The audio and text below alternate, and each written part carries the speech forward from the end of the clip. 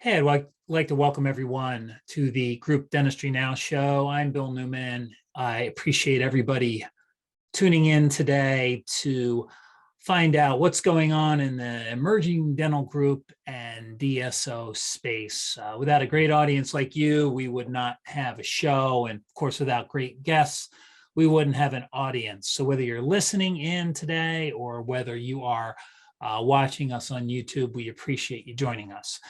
We have a great guest up next. Her name is Lois Banta. Lois is a highly regarded practice management consultant. She has 40 years experience in the dental industry. In this episode, we're going to discuss revenue cycle management and how eAssist, which is the nation's #1 leader in dental billing, has been helping practices of all sizes and shapes in this space. If you do enjoy this podcast and you'd like to find out more about eAssist or find out more from Lois about what she's up to, it's eAssist Dental Solutions. You can go to www.henryshinedental.com/eAssist. And you can either schedule a complimentary discovery session or you can learn more there. So I will have that website address in the show notes, but it is again henryshinedental.com/eAssist. That's all together. So without further ado, let's talk to Lois Banta of eAssist Dental Solutions. Welcome to the Group Dentistry Now Show, the voice of the DSO industry. Kim Larson and Bill Newman talk to industry leaders about their challenges, successes, and the future of group dentistry. Visit groupdentistrynow.com for more DSO analysis, news, and events. Looking for a job or have a job to fill? Visit joindso.com. We hope you enjoy today's show. Hey, I'd like to welcome everyone to the Group Dentistry Now Show. I am Bill Newman. And again, as always, thanks to all our listeners that are listening in on Spotify or Apple or Google or any one of the listening platforms that we're on, or the folks that watch us on YouTube. Really appreciate it. Without great listeners, viewers, we would not have a show. And of course, without great guests like our next guest, you wouldn't be listening or watching. So we really do appreciate that. So next guest here is Lois Banta. Now, some interesting things here, which I don't know, this could be a typo, but apparently Lois has 45 years of dental experience. So she probably started when she was about a year old. Oh, Two. absolutely. Okay, two. Yeah, All one or right. two. Yeah, I can't remember exactly, but yeah, I was a child prodigy. There we go. Before the child labor laws were in effect, Yeah, right? exactly. So she does speak nationally and internationally, and she's also the owner and CEO of the Speaking Consulting Network. Mhm. She has memberships with a lot of groups. One really that you probably know in the dental group practice space is the AADGP, so the American Academy of Dental Group Practice. So the other thing that's really interesting is she's won a bunch of awards, but the one I think that she's most proud of, and she's proud of them all, but the prestigious Gordon Christensen Lecturer Recognition Award, which she actually just won, and she received that award this year from the Chicago Dental Society. Yes, Yeah. I was honored and humbled at the same time to be able to receive such an award. And it's Gordon Christensen is someone I lecture for frequently, and I have a huge respect for him and his organization. So to be able to receive an award like that, it's life-changing. It was amazing. That's really great. And yeah, I mean, everybody knows Gordon and has high regard for what he does and his organization does. So to receive award from him is pretty cool.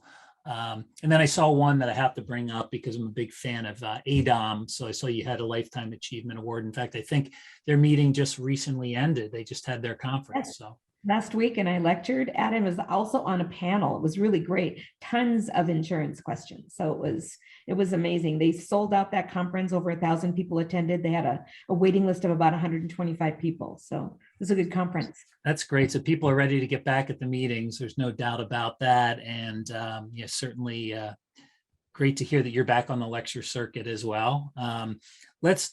So did I miss anything with your background before we get going? I mean, you have 45 years, so I'm sure I missed a couple of things.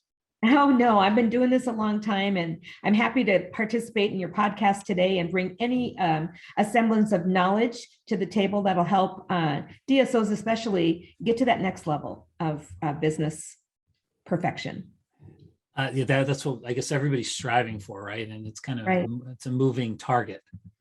It is. It is. I'm telling you, it's not, you have to want to do it. When you go to dental school, you learn to be a dentist.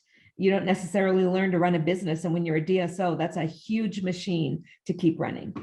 Yeah, it sure is. And so our audience is kind of a made up of, the emerging groups. So clinicians that may have 2, 3, 10 locations, up to the Heartlands and the Aspens of the world that, have the people in place to do just about everything.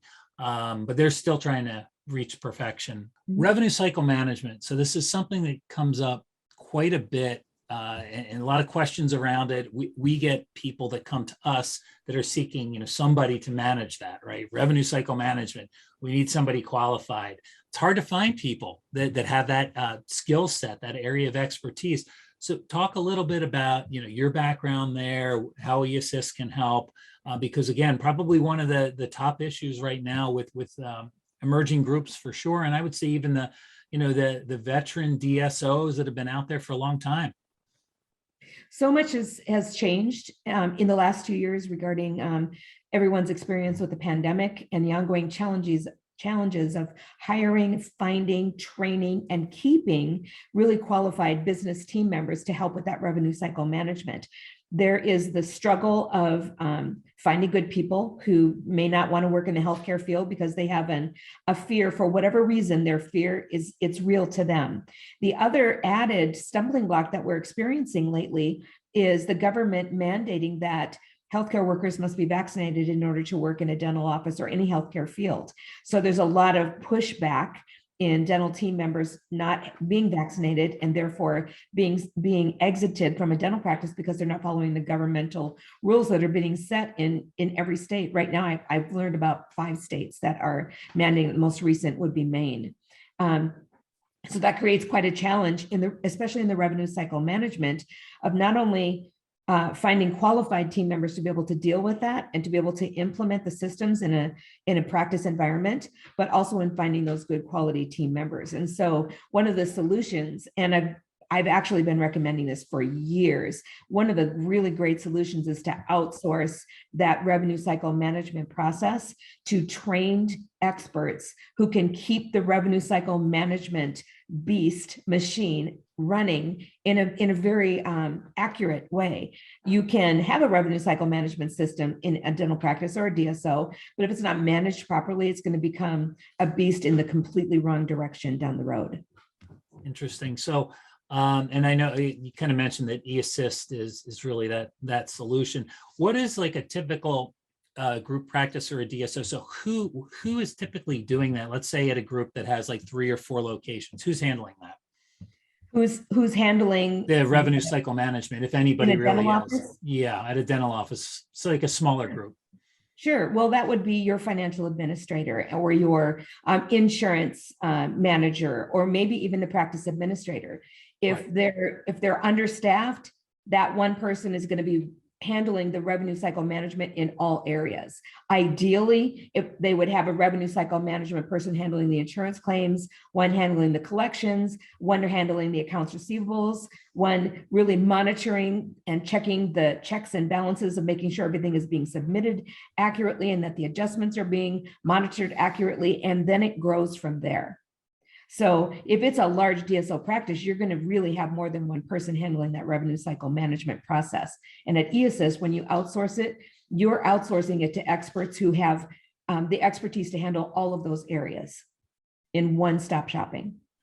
So is it a difficult transition? So you had somebody handling this, they leave for whatever reason, because of the fear factor, there was a better opportunity outside of healthcare or within another organization. Talk about that transition process. It was done in-house, and now you want to take that out of house. What's the process look like? Well, so the process of implementing an outsourced company such as eAssist, there's a hierarchy of things that have to be done first, second, third, and fourth. The secret is making sure that the dental practice is willing and able to be able to outsource. So they have to have digitized x-rays. There are things they have to have in place in order to outsource easily. So they have to have electronic claims, electronic attachments. They have to have the strength of the internet. They have to have be able to have a dedicated server for eAssist to be able to monitor and file those claims. And then they have to have that trust. And eAssist really, not only do they bring the trust to the table, but they also bring the expertise to the table that builds trust from the dental practices point of view. So there has to be the confidence from the practices side that and the awareness that they need to outsource. And then eAssist brings to the table all of the checks and balances and explains in a very detailed fashion how that process will work and is designed. They have this system in eAssist called the Hub, and the Hub generates these reports. Those reports can be sent to the practice daily, weekly, monthly, that update them on the status of claims, the status of all their revenue cycle management. eAssist brings more to the table than just dental billing, but dental billing is their number one beast in this, in our company. They also bring a service called Full Schedule. So if, let's say, they recognize, yes, we're getting the money off the books and in the bank, but we also have to get the money on the books and schedule appropriately. So they bring a service to the table that helps dental practices schedule appointments and track treatment plans, et cetera. And there's so much in between. But back to dental billing, before the claim even gets sent, there's a team in place that does their checks and balances to make sure that they have the resources in place, that the systems are in place, that they're accurate before that claim gets sent. So one of the biggest mistakes we make in a dental practice is we send claims all willy-nilly and we don't really check the accuracy. And then the claim gets kicked back, it gets delayed. There are a lot of things that happen on that realm. And eAssist has checks and balances that before that claim is sent, we make sure that there's a proper note in place, that the proper attachments are there. We follow up on those claims where our goal is to have 0 claims over 90 days old. So that's a pretty big promise. And we do that very well. Is there a way with eAssist to take a look? So I'm thinking again of our audience, and we've got somebody that may have 5 locations. So are we able to take a look at revenue cycle management from location to location and almost benchmark and be able to say, well, you know, the Smithtown location seems to be doing things a little bit better than, you know, the location in Montauk? Absolutely. There are checks and balances through streamlined reporting mechanisms that can determine how the effectiveness is in each location. I'm working with a practice right now. It's a 3-location practice. And the reports that are being generated for those locations, one's the big giant beast location, and then there are satellite locations, and we're able to generate reports focusing on each location. Yeah, good. That's wonderful, because I know that's one of the concerns. We kind of want to slice everything up and look at it, and then be able to send those reports to each location and say, hey, just to give you an idea, this is how you're doing compared to, you know, these 3 or 4 different locations. And in the process too, Bill, there's a lot that can be cleaned up in the process. So as a client comes on board, as an eAssist customer comes on board, we can have our checks and balances in place to identify where their trouble spots are very early in the relationship. We talked a little bit before we started to record this podcast about how eAssist talks to the Dentrix platform. So talk a little bit about the relationship there. So eAssist is now embedded in Dentrix, which means that as the revenue cycle management reports are generated and the statistics are gathered, once the statistics goes in a certain direction, it's almost like a little alarm bell that will go off, and a little pop-up will enter into their software that says, hey, you know, you're having some challenges with your revenue cycle management. You may want to reach out to eAssist to see about outsourcing some of the things that are causing you to get bogged down. It's a really great resource, and it's also an opportunity for the dental practice or the DSO to recognize and early rather than when it's too late. Hey, we need to change directions a little bit, and we need to enhance how we're monitoring our revenue cycle management. That's great. That's great to know. What a great idea that it's a plug-in. It's almost something there as a reminder. It's going to kind of benchmark things a little bit. And if you need the assistance, it's almost like a warning, right? Yeah, So, exactly. so let's move. We're going to put you've got your consulting hat on always, right? Mhm. So as we Yes. move away from revenue cycle management, let's talk a little bit about the biggest issue we hear today. So I just came off of the DSO Leadership Summit we did in San Francisco. Mhm. And besides culture, I think we threw culture around more than anything, which is huge, but staffing issues, right? Yes. So whether it's recruiting, whether it's retention, combination of the two, most likely. Mhm. Talk a little bit about those staff shortages, huge challenges right now, especially on the administrative side, clinical and admin side, but Mhm. specifically on the administrative side. Can you just talk a little bit about, what you're seeing and, whether it's outsourcing or how to handle that? I just feel very strongly that we have an epidemic of short-staffed in the business side right now. And we need to have our ducks in a row and plans in place to be able to handle that. So there's two ways to handle it. One, of course, the most brilliant way is to outsource the things that you can outsource from the dental office so that when you hire these not necessarily highly qualified team members, you can focus on the relationship side of the dental practice. So you free the dental team member up to have face-to-face encounters with the patient, and then the behind the scenes machine is running 24/7. So there are so many mandates coming down the pike on requirements to hire people in the dental office and that they have to be vaccinated. And the healthcare industry has gotten a lot more complicated. The insurance industry has gotten a lot more complicated. And no longer can we just hire someone off the street to be able to run the front office without some sort of advanced knowledge of the insurance strategies and how insurance claims and processing actually works. Even the EFT payments and the balancing of all of those insurance payments has gotten so much more complicated. And eAssist, their outsourcing service, has checks and balances. We have an accounting division that will help them balance their EFT payments in their own checking account. So I've heard every story on the planet from, look, Lois, if I have enough money in my bank account to pay my bills at the end of the month, we're doing great. But you're not doing great. You're churning the machine, but you don't understand the machine. You have to understand the machine or have the wherewithal to outsource those services to the experts in the industry who can help your machine run and move forward. Do you find that there are more companies, more dental practices, groups outsourcing now than ever before? And if so, is it just because they can't find people or because it's a better option or a combination of the two? It's really a combination of the two. And I see a huge increase in outsourcing now. And I think the increase comes from the fact that outsourcing is working, right? And so that builds trust and a confidence that if outsourcing is working and the claims are being processed in a timely manner and the money is getting off the books, that then will breed more confidence in that process. And combined with not being able to find highly qualified revenue cycle management experts to work in the dental practice, for me, it's a no-brainer. Outsource it and then save the energy inside the practice to focus on building relationships with those patients and collecting the out-of-pocket at the time of service, and then everything else can be outsourced. So as far as the type of group that would be outsourcing, my impression is that, it's a smaller group that they just don't have people that have that expertise, or, when you're smaller, you outsource, right? Until you get to scale and then you hire and bring somebody in-house. Are you finding that, or do you see some larger groups that are outsourcing as well? I'm seeing an increase across the board. Smaller practices, one doctor practices, multi-location practices, specialty practices, and large group practices. It is increasing across the board, the outsourcing.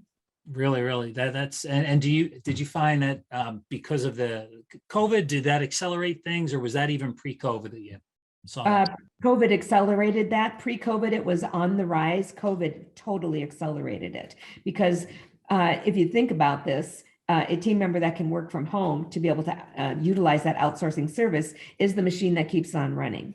So the outsourcing of getting that money off the books and in the bank, especially during COVID, became a huge, important part of the process of keeping the doors open. Really, really interesting. Yeah, it's amazing how things have changed in such a relatively short time. And to your point, COVID really kind of accelerated some of the change that was already going on. Yeah. When Dr. Anderson founded eAssist, he wanted to solve a problem in his multi-location practices of getting the claims paid, and he couldn't find qualified people.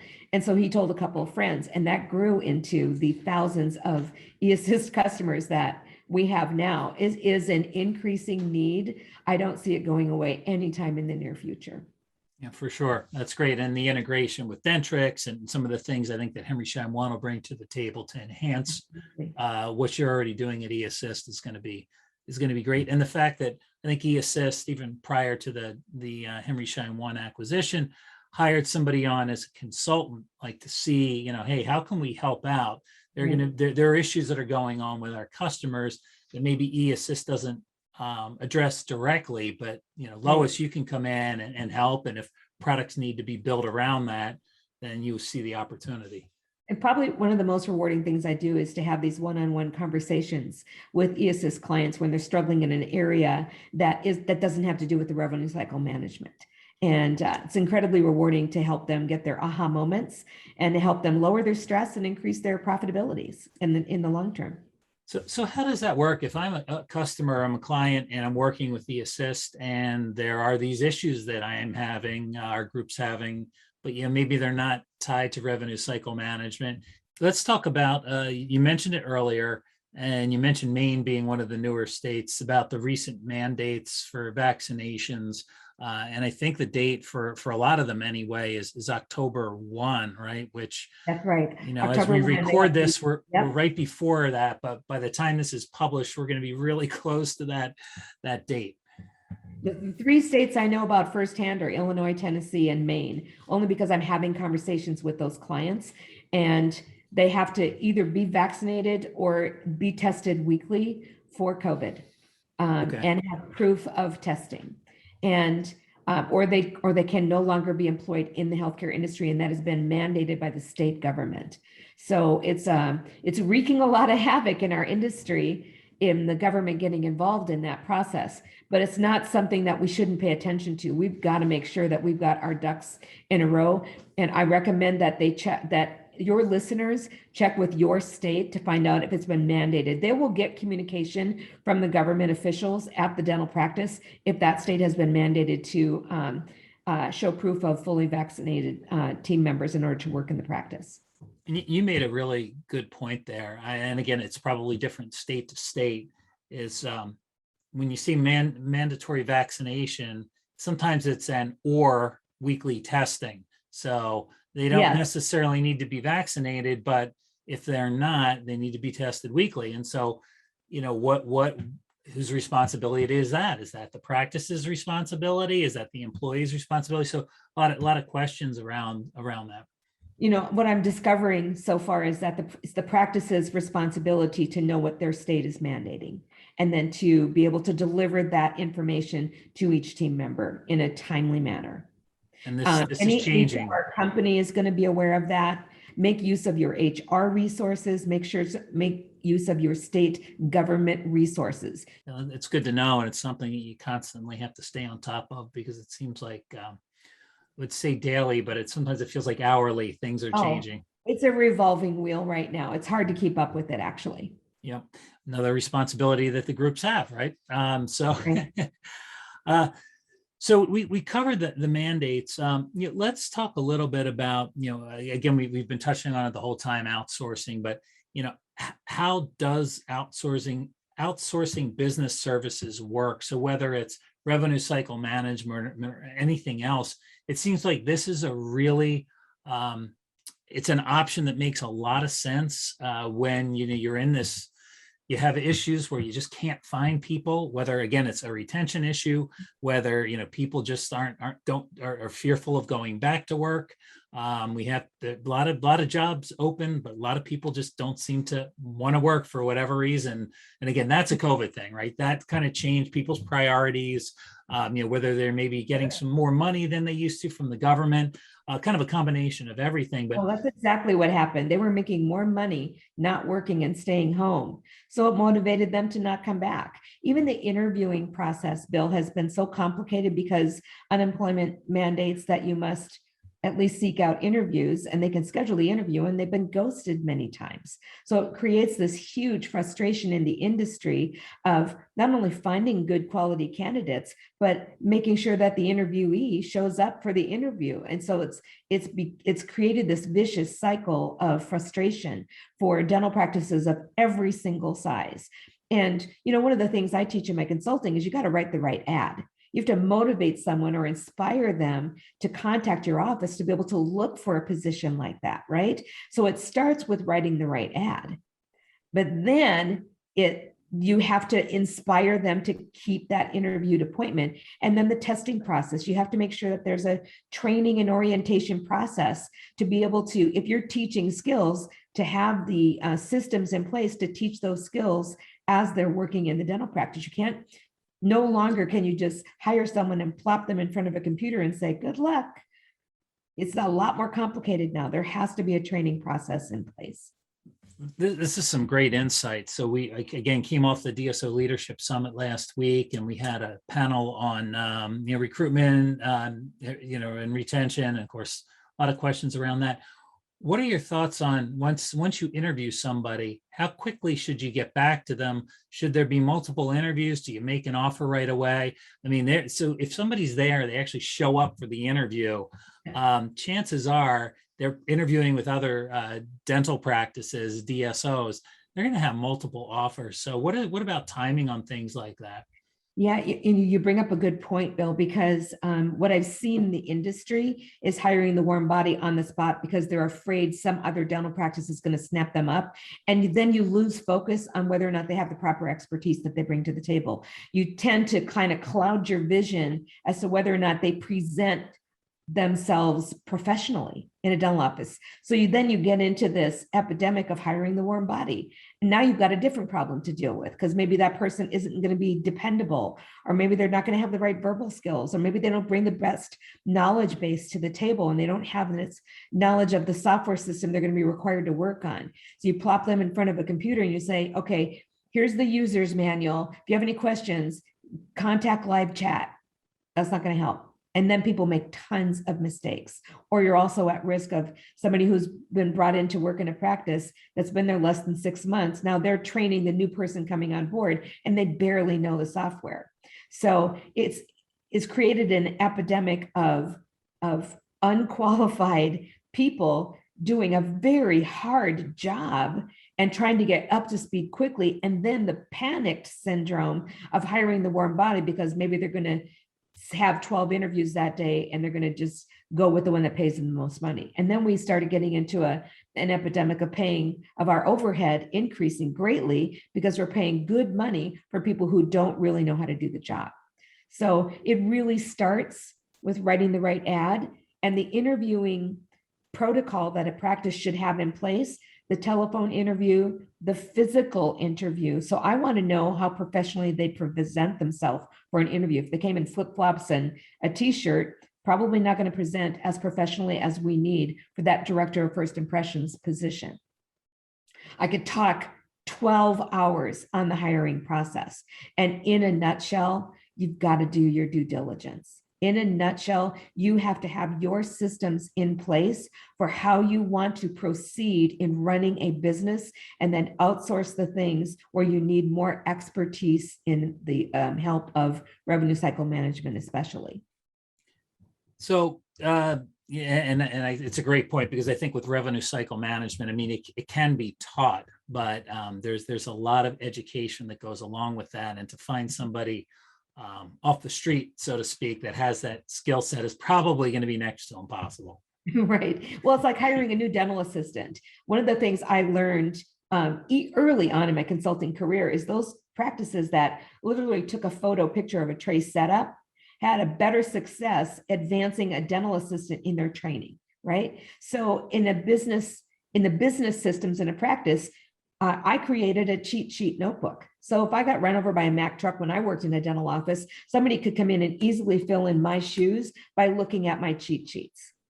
So it's the training process. You can't train someone verbally one day and expect them to perform at an expert level. It's a process. It takes a while. You've got to have checks and balances, and then a buddy system or a trainer-trainee system that will help kind of check their homework, so to speak, to make sure that they're implementing the systems in the preferred method of that practice or that DSO.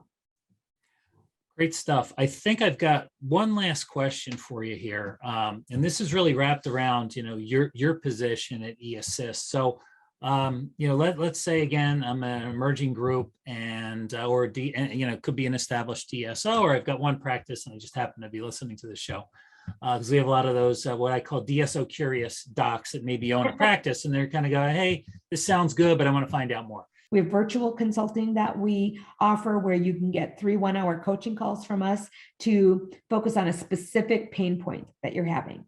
We also have in-office training, which is 2.5 days on site to address 1 or 2 problem areas in your practice. And that includes 3 one-hour coaching calls. And then we have what I call the Cadillac version, which is 12 months, 3 visits on site, 2.5 days each time, followed by 12 months of 1-hour coaching calls, unlimited email, texting, questions, etc. And every single type of consulting service we offer is customized specifically to meet the needs of that client. So we don't come with our big book of consulting rules. We take and we interview you as much as you're interviewing us and identify where you're struggling. And then we design the consulting experience to customize the pain points of that specific client. Excellent. So did I miss anything, Lois, before we end the podcast? I want to make sure that, given your vast amount of experience, I want to make sure we haven't missed anything. Well, really to encourage dental practices, DSOs, large group practices to look internally and take the temperature of how things are working, make a list of what's working well and make a list of what's not working well. And that will deliver to you whether or not you need to decide to take it to the next level of outsourcing your revenue cycle management or going as far as hiring a consultant, a coach to help you through some of these pain points. Really looking internally. I think those are great points. I mean, can we kind of look at what we covered today? We talk about pain points, revenue cycle management's right up there. I would say maybe what does trump it is the recruitment and retention issues, with staff. So that has to be the number one issue. Yeah. But rev cycle, I think, is one of those areas where just trying to find qualified people to handle that the right way is a huge, huge challenge. So I'm glad we were able to cover that. It's great to know that, eAssist is there to actually provide that outsourced solution, and that they have a resource like you, Lois, in case they have other issues where they can lean on you and your years of expertise to really help them. First off, Lois, thank you for being here. Appreciate your time. We appreciate eAssist being a part of the Group Dentistry Now Show podcast, and of course Henry Schein One's recent acquisition, really cool. And I'm really excited to see how you can leverage that relationship and all the resources that Henry Schein One has going forward. Yes, thank you. And thank you for having me on. And it was a pleasure. Yep. You're a great interviewer, Bill. Oh, thank you. It's easy when we have somebody that has such great knowledge, and it's interesting. I told Lois this years ago. I ran into her.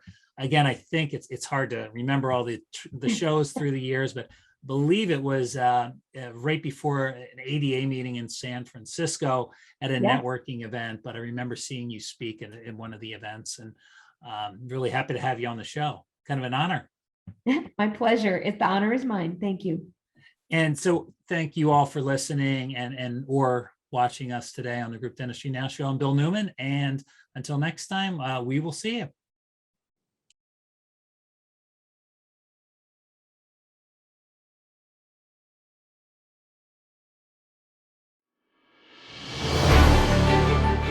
The Group Dentistry Now Show has listeners across North and South America, Europe, Asia, and Australia. If you like our show, subscribe today and please tell your colleagues about us.